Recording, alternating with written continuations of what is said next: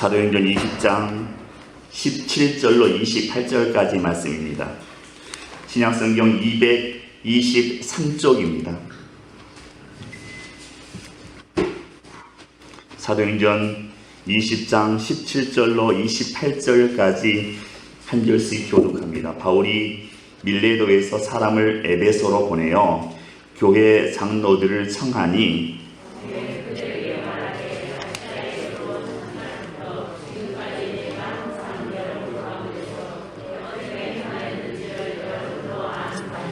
곧 모든 겸손과 눈물이며 유대인의 관계로 말미암아 당한 시험을 참고 주를 섬긴 것과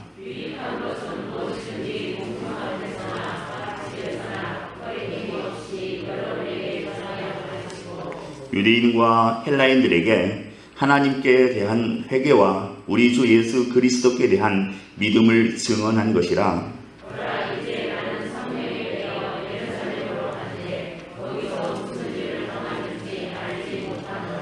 오직 성령이 각성해서 내게 증언하여 결박과 환난이 나를 기다린다 하시나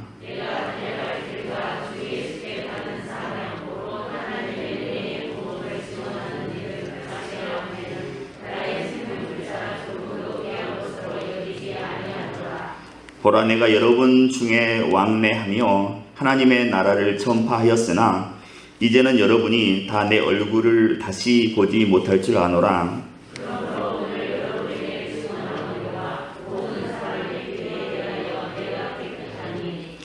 이는 내가 꺼리지 않고 하나님의 뜻을 다 여러분에게 전하였습니다.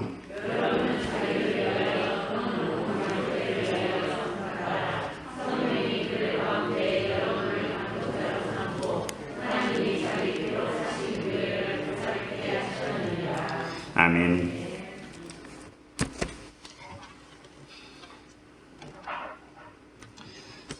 제2차 세계대전 당시에 있었던 일입니다. 2차 세계대전 당시에 악명 높았던 아우슈비츠 포로 수용소가 있습니다. 이곳에 유대인 정신과 의사이자 심리학자인 빅터 프랭클이라는 사람이 이 수용소에 수감되었습니다. 그동안 사회에서 인정받았는데, 존경받았는데 그건 한순간에 싹 사라지고 말았습니다. 아우슈비츠에 끌려갔더니 첫날 도착하자마자 옷을 홀랑 벗겨서 알몸 상태로 만든 다음에 죄수복을 하나 입혀두었습니다. 그 죄수복에는 수형 번호 119번이라고 쓰여져 있었습니다. 이 수형 번호 119번 이외에는 자신의 존재를 드러낼 수 있는 게 없었습니다. 그 옷을 입고 보니까 앞주머니에 이 옷을 입고 있다가 죽은 사람, 그 사람이 작은 쪽지를 하나 이 주머니에 넣어놨습니다. 그걸 발견했습니다. 그걸 꺼내서 읽어봤더니 히브리어 성경 한 구절이 거기에 기록되어 있었습니다. 신명기 6장 5절의 말씀입니다. 너는 마음을 다하고 뜻을 다하고 힘을 다하여 내 하나님 여호와를 사랑하라, 이런 말씀이었습니다. 그런데 이 말씀을 읽는 순간 한 줄기 빛처럼 이 빅터 프랭클의 생각을 확 일깨워 주었습니다. 이 말씀 한 구절이 이 프랭클의 생각을 확 트이게 했습니다. 그때부터 죽지 않고서는 나올 수 없는 그 포로 수용소에서 이 사람은 의미를 찾기 시작했습니다. 의미. 사실 아우슈비츠 수용소는 죽기 위해서 살아가는 곳인데, 살아서는 나올 수 없는 곳인데 무슨 의미를 찾을 수가 있겠습니까? 그러나 비록 이런 곳이라도 결코 삶의 끈을 놓아서는 안 되겠다, 그렇게 결심했습니다. 당시에는 매일 아침마다 독일 군인들이 와서 아침 점호를 했습니다. 아침 점호를 하면서 그날 가스실에 들어갈 사람들을 차출해 갔습니다. 뽑아갔습니다. 어떤 사람들이 뽑혀가는 거 아니, 이 독일 군들이 보기에 눈에 초점이 없는 사람, 눈이 흐리멍텅한 사람, 얼굴에 생기가 없는 사람, 아무 의욕이 없어 보이는 사람, 이런 사람들을 골라서 그날 가스실에 넣었다고 합니다. 왜냐하면 이 사람들은 이용할 가치도 없고 노동력의 가치도 없기 때문입니다. 그래서 가차없이 끌고 가서 죽여버리고 말았습니다. 매일 아침 그런 사람들을 뽑아서 총알도 아까우니까 땅을 깊이 파서 생매장하기도 하고, 그렇지 않으면 단체로 독가스실에 집어넣어서 한꺼번에 몰살시키기도 했습니다. 이 빅터 프랭클 의사는 수용소에 끌려갔던 그 첫날 자기 눈앞에서 1000명 이상이 학살되는 것을 목격했습니다. 엄청난 충격을 받았습니다. 도착하자마자 자기 앞에서 1000여 명이 다다다다 다 죽는 걸 봤습니다. 아무리 의사지만 충격을 많이 받았습니다. 이 사람이 정신과 의사인데 충격을 굉장히 많이 받았습니다. 그리고 끈질기게 살아남는 사람과 그렇지 못한 사람의 차이점이 뭔가를 이분이 관찰하기 시작했습니다. 이 수용소 안에서 끝까지 살아남는 사람들, 또 그렇지 못한 사람들의 차이점이 뭔가 유심히 관찰하기 시작했습니다. 그리고 이 수용소 안에서 이 빅터 프랭클은 로고테라피라고 하는 그 치료법을 발견하게 됩니다. 로고테라피, 우리말로 하면 의미 치료입니다. 의미 치료입니다. 그리고 전쟁이 끝나고 나서 수용소에서 이제 풀려난 다음에 이 로고테라피를 전 세계에 알리게 되었습니다. 이 로고테라피, 의미 치료라는 것은 내 삶의 의미를 찾음으로써 고통을 이겨내고 스스로 상처를 치유하는 방법입니다. 일상 속에서 스스로 고통을 치유할 수 있는 그런 방법입니다. 내가 겪고 있는 시련 속에서 어떤 의미를 발견함으로써 고통을 이겨낼 수 있는 그런 잠재력이 우리 안에 있는데, 그걸 끌어내는 것이지요. 왜 살아야 하는가? 내 삶의 의미는 무엇인가? 하고 적극적으로 찾아 나설 때 의미를 발견할 수 있다고 합니다. 죽음 외에는 벗어날 수 없는 그 죽음의 수용소에서 어떻게 살아남을 수 있었는가? 나중에 기자들이 물었습니다. 이분이 이렇게 대답했습니다. 나는 한숨과 눈물 때문에 살아남았습니다. 이렇게 대답을 했습니다. 여기서 한숨과 눈물은 하나님 앞에서의 한숨과 눈물입니다. 인간적으로 막 질질 짜고 그런 게 아니라 하나님 앞에서 이런 상황에 대해서 한숨 짓고 눈물 흘렸다는 것이죠. 포로 수용소에서 자세히 관찰해 보니까 삶을 포기한 사람들은 그 삶의 자세가 해퍼지기 시작하더라, 이렇게 얘기합니다. 이분은 괜히 희죽거리고 혼자서 누가 아무런 말도 안 하고 괜히 구석에 앉아서 희죽희죽 웃고, 또 군인들이 총구를 머리에 갖다 대도 죽일 테면 죽여라 이런 식으로 막 머리 뒤밀고 괜히 달려들고 이러더랍니다. 그런 사람들은 다 죽더랍니다. 아무런 삶의 소망이 없으니까 이렇게 죽으나 저렇게 죽으나 상관없다고 포기해버린 사람들입니다. 그러나 빅터 프랭클은 그렇지 않았습니다. 노동하는 시간에 운동장에 몰래 나가서 운동장에서 유리 조각을 주었습니다. 매일 떨어진 유리 조각이 없는지 확인하고 그걸 주워서 몰래 들어왔습니다. 그리고 늦은 밤중에 혹은 이른 아침에 아침 조회가 시작되기 전에 그 깨진 유리 조각을 가지고 면도를 했습니다. 이걸 밀어서 덥수룩하게 자란 수염을 깎아냈습니다. 그래서 아침 점호 때 깨끗하고 단정한 모습이 되게 했습니다. 독일 군인들이 보기에 이 사람은 생기가 있어 보이고 살려는 의지가 있어 보인다, 이렇게 보이도록 최선을 다했습니다. 결국 수용소 생활 동안 3년여간 수용소에 있었는데 수많은 아침을 맞이했지만 독일군은 한 번도 이 빅터 프랭클을 가스실로 데려가는 사람들 가운데 포함시키지 않았습니다. 죄수 번호 119번 외에는 무엇으로도 자신의 가치를 인정받을 수 없는 그런 시간들로 인해서 그는 밤마다 하나님 앞에 한숨과 눈물로 울었습니다. 그리고 아침이 되면 또 유리 조각을 꺼내서 면도를 했습니다. 수염을 밀었습니다. 세상에는 아픔을 겪는 사람들이 많이 있습니다. 그런데 아픔을 겪은 사람만 아픈 사람을 치유할 수 있습니다. 상처가 깊을수록 치유받은 후에 더 크게 쓰임받는 것입니다.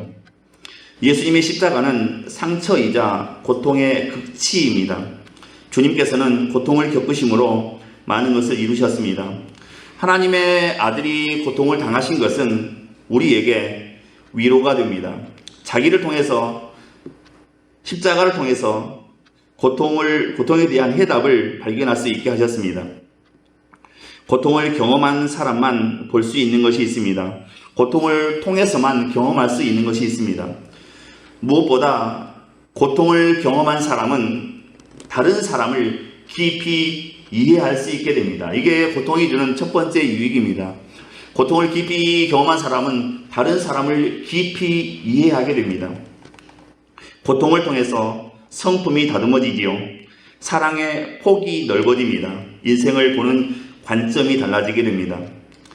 하나님께서는 고통을 경험한 사람을 통해서 일하시는 분이십니다. 고통을 경험한 사람을 통해서 하나님께서는 하실 일이 있으십니다. 그래서 우리가 지금 겪고 있는 이런 고통은, 혹은 겪었던 고통은 우리의 사명이 되기도 합니다. 왜냐하면 이미 겪어봤기 때문에 같은 고통 가운데 있는 사람, 같은 현실을 살고 있는 사람에게 유익을 줄 수 있기 때문이죠. 여러분, 요셉을 한번 생각해 보시기 바랍니다. 요셉은 다른 사람 남도 아니고 자기 형제 피부치들에 의해서 노예로 팔려갔습니다. 남보다 못하지요. 죽음보다 더한 스트레스를 받았습니다. 한 아버지 밑에서 자랐던 형제들이 자기를 노예로 팔아버렸습니다. 노예는 그때 당시 사람도 아닙니다. 거의 물건입니다. 이때 받았을 스트레스가 엄청났을 것입니다. 하지만 이 엄청난 고통을 통해서 이 요셉이라고 하는 사람은 한 나라를 경영하는 인물이 되었습니다. 하나님께서 그렇게 사용하셨습니다. 우리의 고통이 극심할수록, 우리가 큰 고통 가운데 있으면 있을수록 우리는 그만큼 하나님 앞에 비쓰임 받을 수 있습니다. 나를 왜 이렇게 살게 하냐고, 왜 이딴 식으로 살게 하냐고, 이렇게 하나님 앞에 대들고 따지면 안 되는 것입니다. 다 하나님의 뜻이 있고 또 하나님의 계획이 있기 때문이다, 이렇게 우리가 믿고 나아가야 되겠습니다. 사도 바울은 이제 3차 선교 여행을 마치면서 예루살렘으로 돌아가려고 했습니다. 예루살렘의 다음 목표는, 마지막 목표는 로마였습니다. 바울은 이 목표를 향해서 나아갔습니다. 인생의 목적이 분명히 했기 때문에 중간에 여러 가지 장애물들이 있었지만 그 장애물들이 사도 바울을 가로막지는 못했습니다.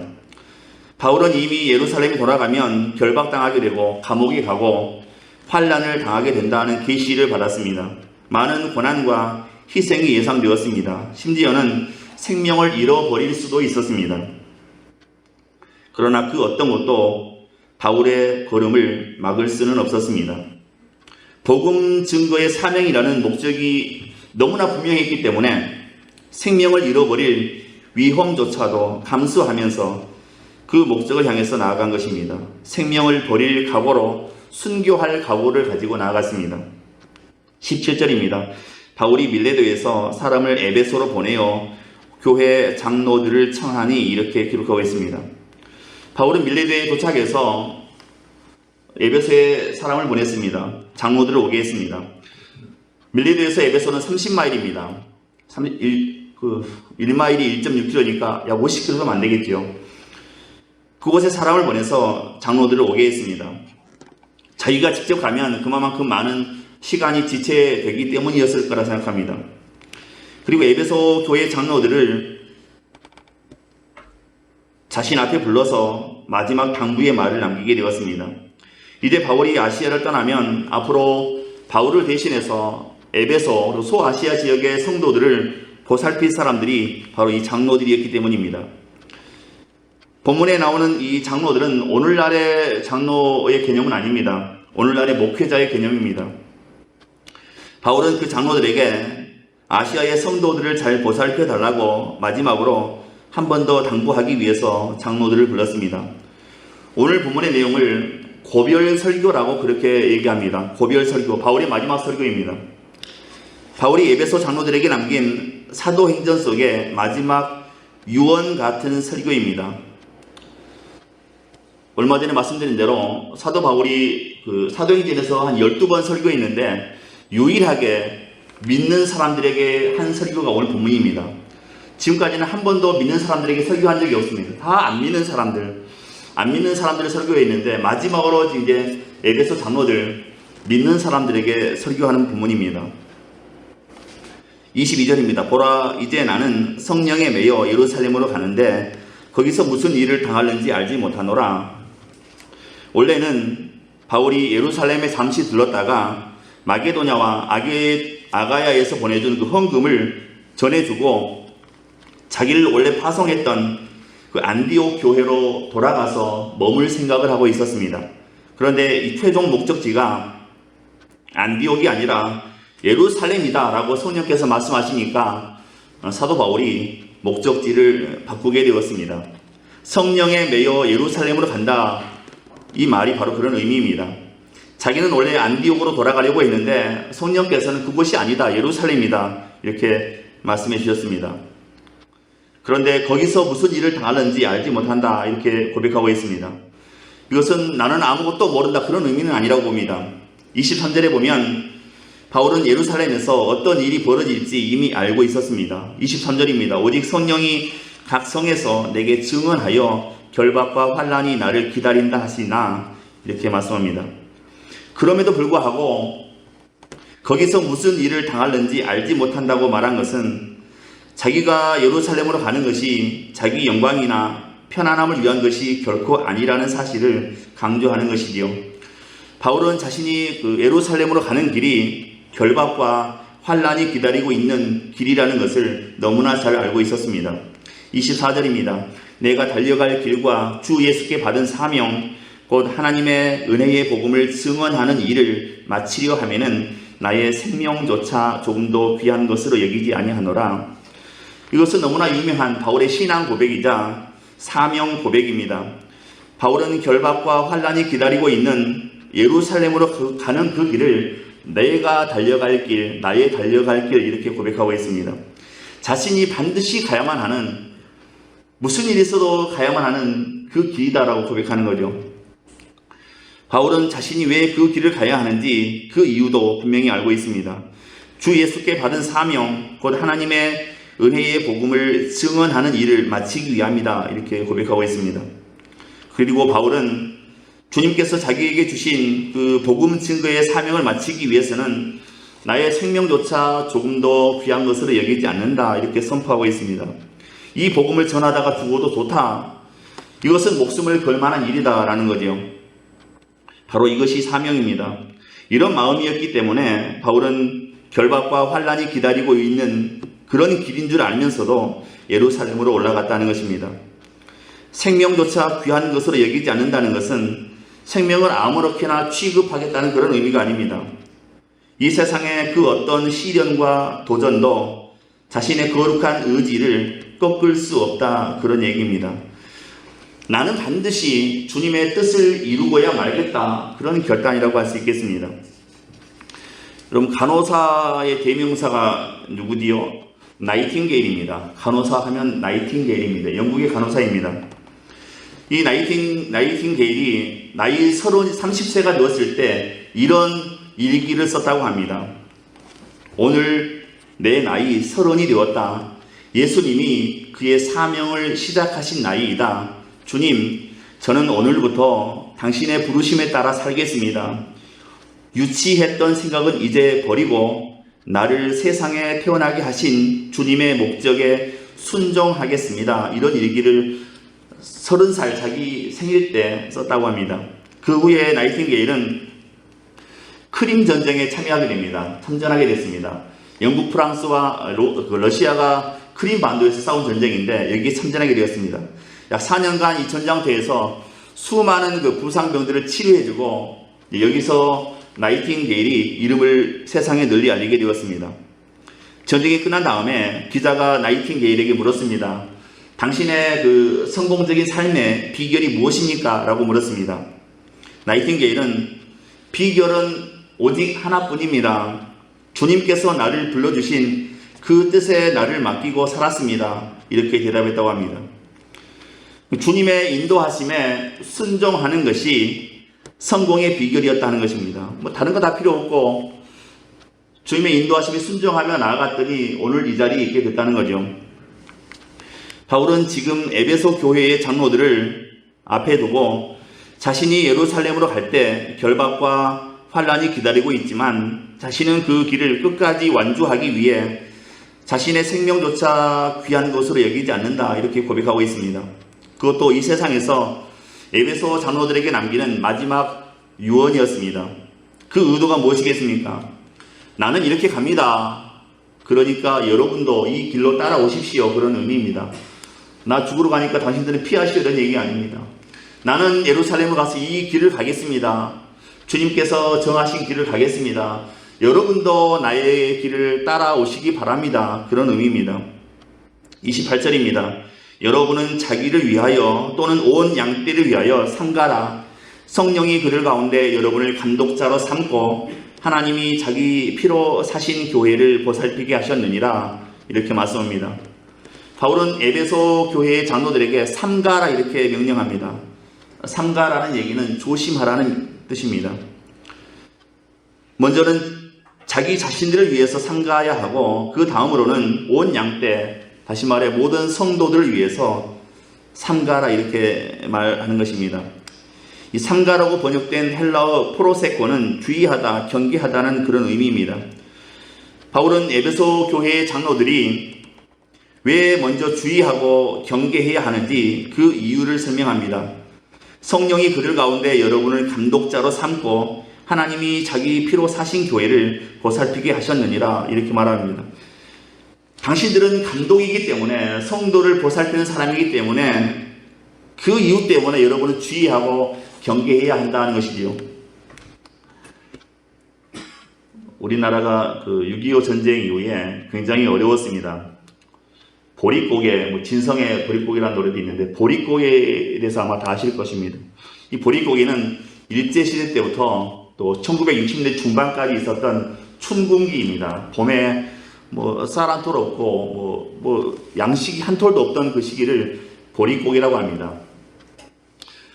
작년 가을에 그 수확한 쌀은 이미 떨어져 버렸고, 일찍이 봄에 심었던 보리는 아직 수확할 때가 안 됐고, 그래서 쌀떡을 들여다봐도 쌀 한 톨 없는 시기, 이 보릿고개인데 1960년대 중반까지 이런 시기가 있었습니다.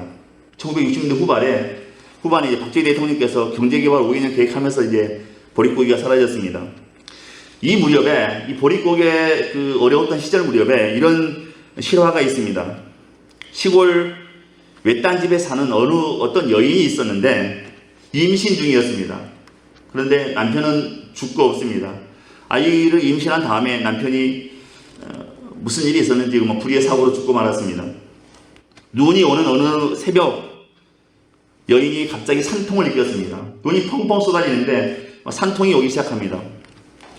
그런데 주변에 도움을 청할 사람이 아무도 없습니다. 왜냐하면 산골이니까.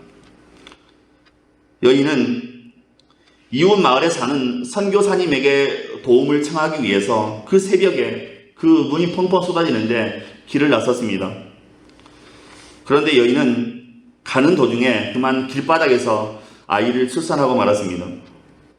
아무도 없는 새벽에 길바닥에서 아이를 낳고 아이와 엄마는 길바닥에 주저앉아서 더 이상 움직일 수 없게 되었습니다. 그런데 여인이 그 길바닥에서 자신의 옷을 하나씩 벗기 시작했습니다. 자신의 옷을 하나씩 다 벗어 자신의 알몸이 되었습니다. 그리고 자기의 옷을 가지고 이제 태어난 아기를 감쌌습니다. 아이의 체온을 유지해줘야 되니까 자기는 홀랑 다 벗었습니다. 그리고 그 자기 옷을 가지고 다 아이를 감쌌습니다. 눈이 너무 계속 쏟아지는 겁니다. 그칠 기미가 보이지 않습니다. 기미가 보이지 않았습니다. 그래서 이 여인이 자기 동맥을 땄습니다. 동맥을 따서 피를 받아서 자기 아이 주변에다가 이 피를 뿌렸습니다. 행여나 다른 사람이 지나가다가 이 핏자국을 보면 자기 죽은 다음에라도 이 아이라도 살려주겠지 하는 마음으로 자기의 동맥을 끊어서 피를 받아서 자기 아이 주변에 피를 뿌려줬습니다. 그리고 이 아이를 안고 여인 누워있다가 여인은 그만 숨을 거두고 말았습니다. 몇 시간이 지난 다음에 마침 그 선교사님이 그 길을 걸어가고 있었습니다. 걸어가고 있는데 그 눈 속에 그 핏자국이 조금씩 보이는 겁니다. 그래서 이 눈 오는데 웬 핏자국이야 하고 그 약간 두툼한 월남을 쓸어봤더니 그 안에 발가벗은 여인이 있었습니다. 여인이 발가벗고 누워서 죽어 있었습니다. 그 품에는 아이가 있었습니다. 태어난 지 얼마 안 된 아이 같았습니다. 만져보았더니 다행히 살아 있었습니다. 그래서 이 선교사님이 그 아이를 자기 숙소로 데려오고 그 여인을 장례 치러주고 무덤을 만들어 주었습니다.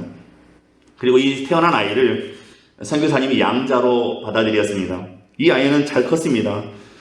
잘 컸는데 사춘기가 되면서 이제 문제가 생겼습니다. 그동안은 정말 선교사의 아들로서 뭐 예배도 잘 드리고 착하게 잘 컸는데 이 사춘기가 되면서 이 아이가 뭐 정체성에 혼란이 오는 겁니다.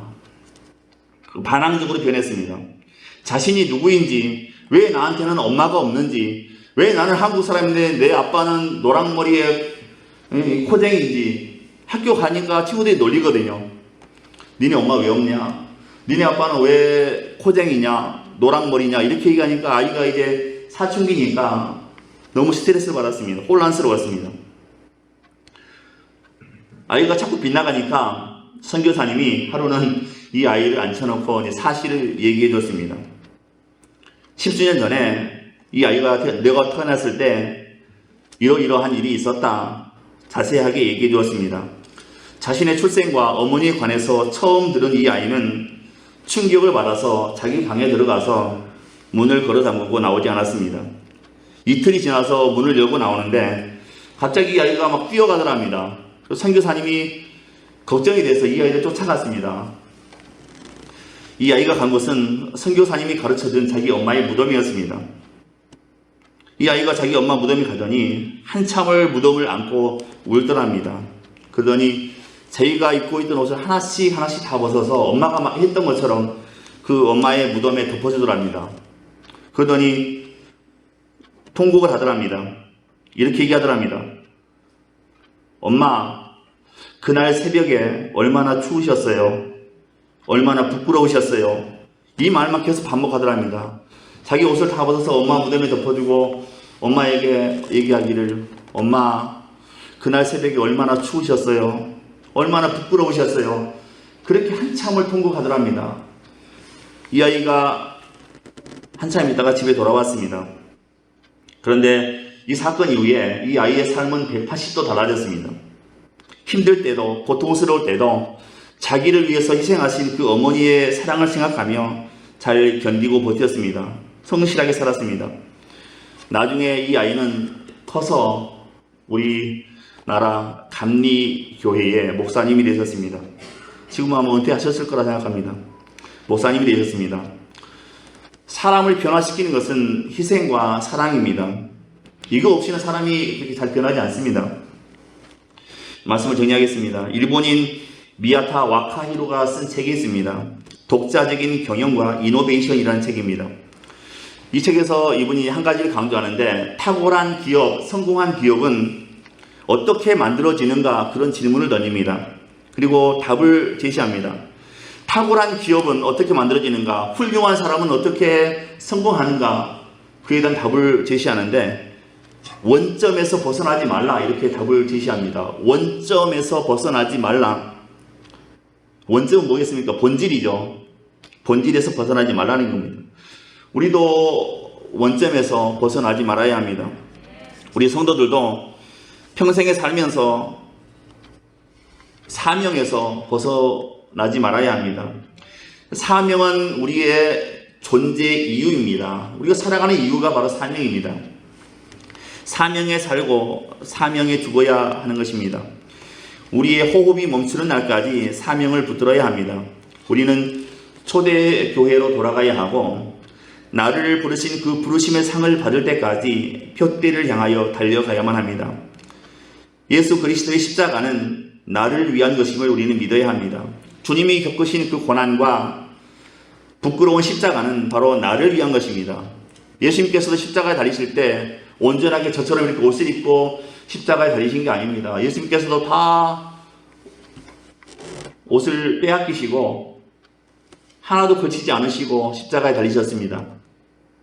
예수님의 그 부끄러운 십자가는 바로 나 자신을 위한 것이었다 하는 것입니다. 이것이 믿어져야 우리가 주님을 위해서 헌신하고 주님을 위해서 살아갈 수 있는 것입니다. 우리 모두는 온전히 주님께 붙들린 그런 삶이 되어져야 합니다. 사도 바울의 고백처럼 내가 달려갈 길과 주 예수께 받은 사명, 곧 하나님의 은혜의 복음을 증언하는 일을 마치려 하면은 나의 생명조차 조금도 귀한 것으로 여기지 아니하노라, 이렇게 24절에 고백하고 있습니다. 우리에게 주신 각자의 사명이 분명히 있을 겁니다. 내가 지금까지 겪었던 고통 혹은 음성으로 주신 말씀, 다 나에게 관계된 사명일 것입니다. 우리 한 사람 한 사람이 일생을 살아가면서 나에게 주신 그 사명을 온전히 이루어서 주님께 영광되고, 또 우리가 훗날 주님 앞에 섰을 때 잘했다 칭찬 듣는 그런 믿음의 사람들 다 되시기를 주님의 이름으로 축원드립니다. 기도합니다. 은혜로우신 하나님, 이 시간 우리에게 믿음을 더해 주옵소서. 우리가 일생을 살아가면서 나의 존재 이유를 분명히 알게 하시고, 우리에게 맡기신 귀한 사명, 우리가